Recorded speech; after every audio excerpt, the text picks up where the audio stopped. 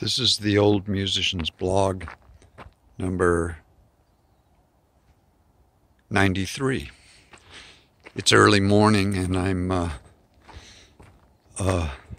doing a little bit of water the garden here before I take a drive downtown and go and test my mettle at the baguette once again that I do every Wednesday. Throw myself into the experience of the unknown and see whether or not I know enough to play good music and support the others and make a joyful noise for people who are listening, and see how that goes.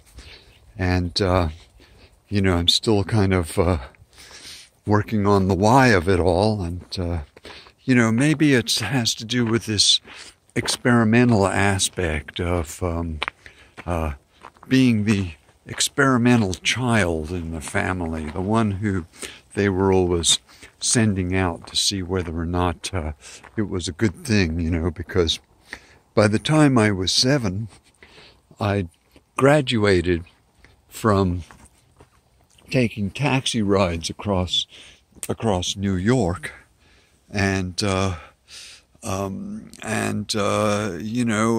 had decided to put me on airplanes so that I could go off to England and have the experience of Summerhill for the next 10 years.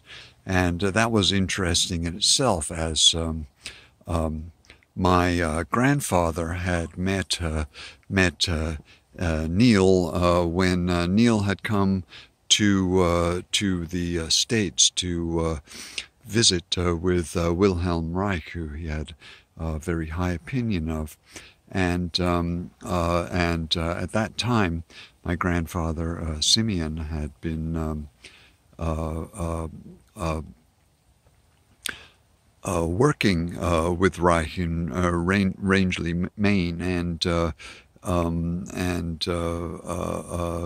Neil and Simeon had become good friends, at least for that period of time.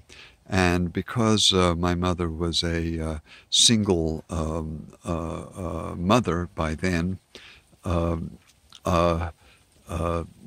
Simeon's suggestion that I be sent to Summerhill, as he was often the one who instigated some of the experimental periods of my life, took root. And the next thing I knew, we were on one of those TWA planes with the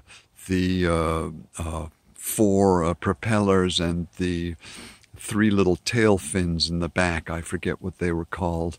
And I was dropped off in a foreign country to experience an educational system of an experimental nature.